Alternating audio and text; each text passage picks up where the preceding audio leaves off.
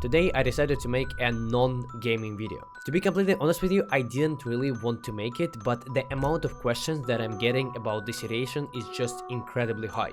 That's why in my Telegram channel I decided to make a poll that made me realize that most of you are really interested in the current situation and about what's going on. Even if after uploading this video I would get the same repetitive annoying questions, I would just send the link to this video. And just let me make it very clear for you, this video is only about my perspective on how life is changing in Russia. I'm not going to be talking or mentioning anything that is associated with politics or military activities or homosexual activities. The partner of today's video is skinclub.com. Make sure to check them out by using my link in the description to get 12% bonus on your deposit. I played on the site myself, opened Navaja Marble Fade, and I'm not a big fan of Navaja knives, so I upgraded it to Ursus Vanilla. The site also has a really fun case battle mode where you can open cases against other people and the winner gets it all. You can instantly withdraw all the skins that you win on the site, and I received my trade in less than 2 minutes, so make sure to check them out by clicking the link in the description with my deposit bonus. Best of luck to you and enjoy the video. I don't want to show any fake information, just because first of all, if someone's not gonna like it, I might go to jail, which I don't want. And second of all, I'm not a politic or a soldier, so I wouldn't want to point out any inaccuracies. Now we're gonna start with the most annoying and the most asked question I have gotten during these times. How is the situation with YouTube in Russia right now? And let me be real, there has been a lot of threats that YouTube is going to be blocked, that our government is blocking all of the sources, all of the Google sources, and I'm pretty sure all of the Western media probably told you that YouTube got totally blocked in Russia. No, it hasn't. And you can still use YouTube without VPN and upload videos, so I just wanted to make that very clear. YouTube is working. Now, the second most asked question that I'm getting, why have I not left Russia? And let me just talk to you about this as a friend to friend, okay? Do you honestly think that switching a country is like going to a new school when you're like 10 years old? When you were raised in the culture, got education, and kind of like built your entire life around one place, and all of a sudden you're like, people are around you just like, bro, just leave Russia, it's so bad, even sleeping on the street in EU countries is better than living in Russia. Come on, bro. First of all, none of the EU countries want any Russians right now. Second of all the airspace is closed and Russians can't even use their money because Visa and MasterCard are completely blocked, so Russians can use their cards only in Russia. And the final part, I still have family living here, so leaving this place, in my opinion, would be a betrayal. I have some friends who like left Russia when this situation happened, and they left their moms and dads here. For me, I just can't do this. And the final most asked question that I'm getting is, why am I not drafted yet? And when I hear this question, I honestly just get really upset, because it just shows how much fake information is being spread over the Europe or America or whatever, it doesn't matter. Let me make it very clear. No one is drafting regular citizens. I have like a lot of friends living here. I haven't received any drafting tickets, they haven't received any drafting tickets, there hasn't been a single announcement or whatever you may call them. So just one more time to make it very clear, no one is getting drafted. And really soon we're gonna get to the main point of this video, and I'm gonna show how life has changed in Russia, and I'm gonna go to some places and show you what has changed and how it has affected the life. But I just want to mention it one more time. I never made any comments on this situation, never showed any support towards any sides, but for some reason I'm getting a lot of death threats and death wishes to me and my family. Do you want to know why? It's just because I'm Russian. Even though I don't have any influence on the current situation and I can't change anything. You may also say, oh HaiX, you're so weak, you're not showing any support, go do something bro. First of all, for me, there are no sides.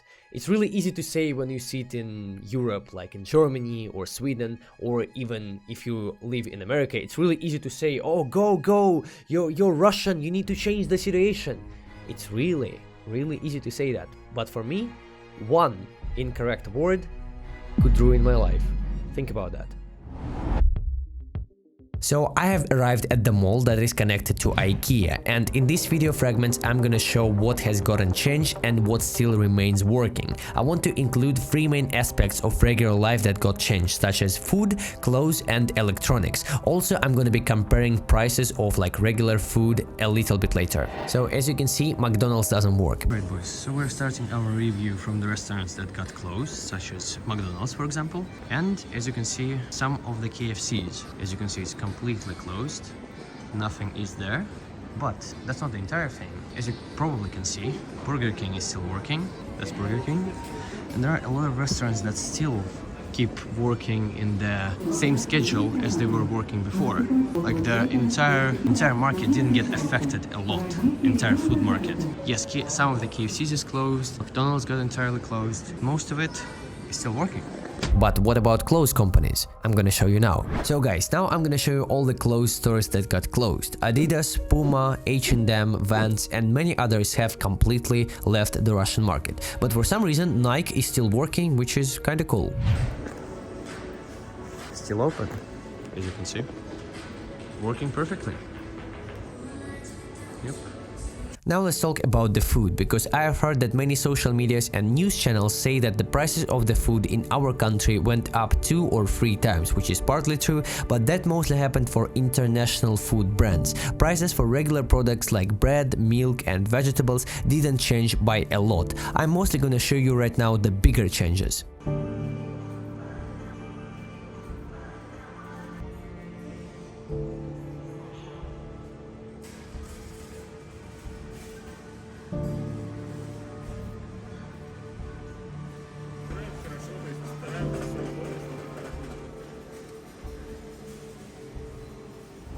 So now we're gonna talk about another interesting topic, which is payments. As I said before, all the Russian banks are blocked outside of Russia, so even if I would go to any place in Europe or any other country in the world that is not Russia, I'm not gonna be able to use my Visa or MasterCard to even pay for water or bread. Also, an interesting feature that pissed many people off is that in first week of the situation, Apple Pay and Google Pay got completely blocked, so we are unable to pay for VPNs, unable to pay for any subscriptions in Apple Store or Google Play Market. For example, it made my life a lot harder when I was preparing for the driver's license theory test, and I had an app that had a subscription for around $3, but I couldn't continue using the app because my subscription ran out at this exact time, and I had to study with some free apps where you're getting ads every 10 seconds. Steam has also blocked all the Russian card payments and increased the prices for all the products. For example, one CSGO key currently in Russia costs around $6.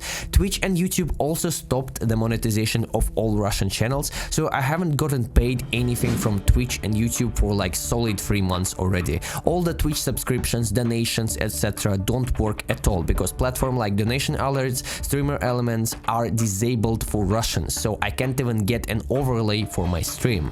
Also, I have heard that you guys think that in Russia for some reason we have problems with free speech and police, and I'd like to point out that this is completely fake and not true. Здравствуйте, вы, наверное, блогер? Ну, я вот в своей квартире, да, видео сейчас записываю. Бля, пацаны, вяжем его, бля! Ну чё? А что вы вас уложиваете, ебать, блядь? Они снимают этих видео, ебутых, блядь, давай, выходи уже, сука, ёбаная! Now, another topic that I wanted to mention is price changes for electronics and devices. And here I can totally agree with Western media. The prices have gone up by a lot. For example, this Logitech Superlight that I bought for around maybe $95 to $100, and now it costs around $140. So all of the prices for non-gaming brands or maybe keyboards, monitors and other electronic devices went up in price up to like 30%, which is a lot. And I also have one interesting story to tell you. I didn't actually want to include this, but I will, and it's gonna be great content. So I used to have a list of like sponsors that I've worked with for my videos, for like integrations, pre-rolls, dedicated videos, etc. Just like CS sponsors. And some of them stopped working with me completely just because, guess why? Guess why? I'll give you 3 seconds. Just because I'm Russian. And I'm like, did you guys know that I'm Russian before you started working with me? And they're like, no, we didn't. And I'm like, but what has changed, bro? Like, I'm still the same person. I didn't say anything. I didn't do anything bad. Like, bro, like, what's the point? And they're like, just because you're Russian. And I'm sitting there, I'm like, these guys, they didn't even know that I'm Russian in the first place. Like, imagine how bad of a research this, I'm not gonna say anything bad, these sites make, and they didn't even know I'm Russian in the first place.